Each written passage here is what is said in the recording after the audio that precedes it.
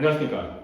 브리더를 지원하고 육성하는 브리더 인큐베이터 신박사입니다. 자, 오늘은 윤리적 브리더라는 개념에 대해서 한번 알아보는 시간 갖도록 하겠습니다. 영어로는 여러 가지 표현들을 씁니다. 가장 흔히 널리 사용되는 표현이 바로 ethical breeder. 제가 발음이 좀 후집니다. 그러니까 발음이 잘 안 돼서 ethical breeder. 알아서 들으시기 바랍니다. 즉, 말 그대로 윤리적 브리더입니다. 비슷한 표현은 책임감 있는 브리더 또는 책임을 지는, 책임을 다하는 브리더라는 측면에서 responsible breeder라는 표현도 함께 사용됩니다. 자, 그러면 브리딩에 있어서의 윤리와 책임은 무엇일까요? 최근에 일각에서 이제 국내에 동물권이라고 하는 개념이 대두되면서 브리딩이라는 것 자체, 동물을 이용해서 상업적인 어떤 성과, 경제적인 성과를 얻는 것 자체를 폄훼하거나 심지어 혐오하는 부류가 있습니다. 그런 조류들이 많이 생겨나면서 가장 대표적인 것이 뭡니까? 사지 마세요, 입양하세요죠. 그것이 이제 가장 흔히 우리가 회자되는 브리더 혐오 표현이라고 하는데, 그럼 그런 맥락에서 보면 브리딩을 하는 것 자체가 다 금지되어야 되는 거죠. 근데 그것은 극단적인 생각을 갖고 있는 일각의 견해인 것이고요. 최소한 저희와 같은 형태의 펫 브리더들은 우리가 길러낸 동물을 잡아먹지는 않거든요. 그러면 우리가 길러낸 동물을 잡아먹는 다른 브리더들이 있습니다. 일단은 소 브리더, 돼지 브리더, 또는 닭 브리더, 말 브리더 같은 경우에 초기는 안 잡아먹지만 노동을 시키고요. 일종의. 그 다음에 결국은 잡아먹게 됩니다.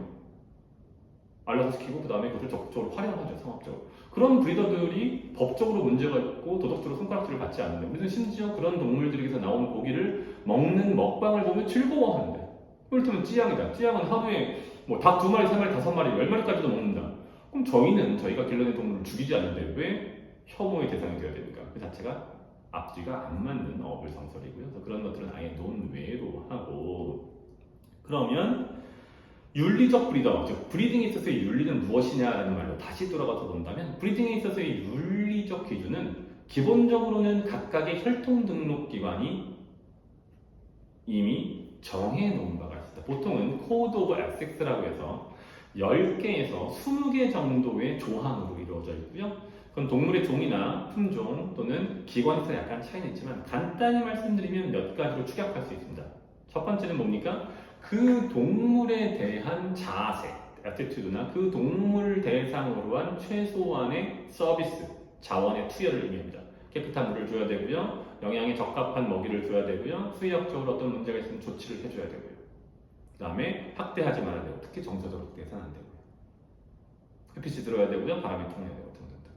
같은 맥락에서 환경적인 부분을 이야기합니다. 환경 풍부와 행동 풍부와 그 종의 특성을, 행동적 특성을 드러낼 수 있는 곳에서 길러야 합니다. 예를 들어서 돼지라면 땅을 파는 걸 좋아하니까 땅을 팔 수 있어야 되겠죠. 개는 여기저기 뛰어다니고 냄새를 맡는 것을 좋아하니까 그럴 수 있는 공간이 계속 제공되야겠죠. 고양이 숨는 것을 좋아하니까 숨을 수 있는 공간들이 제공되고, 여러 마리를 동시에 넣는 것은 가급적 지양해야겠죠. 네, 맞습니다. 동물의 생산 과정, 동물의 관리 과정과 관련되는 것이 중요한 부분이고요. 또 하나는 무엇이 있습니까? 혈통의 관리, 등록과 관련되는 부분도 코드 오브 에틱스에 들어갑니다. 이를테면 태어난 개체는 기본적으로 다 혈통 등록을 해야 되고요. 그 혈통을 철저하게 관리해야 되고요. 각각의 혈통, 각각의 품종의 품종 표준위원회에서 요구하는 방식으로 교배가 이루어져야 됩니다.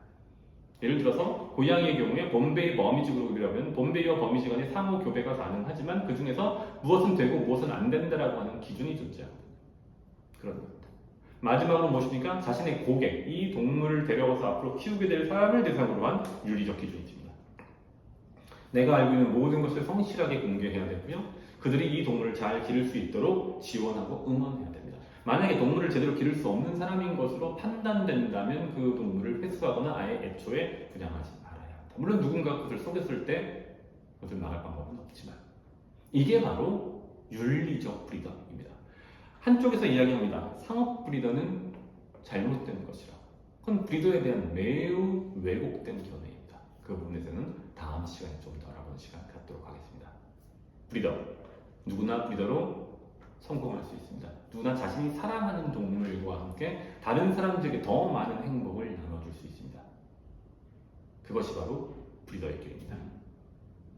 플래니멀의 브리더 인큐베이터가 여러분의 브리더로서의 삶을 응원하겠습니다. 감사합니다.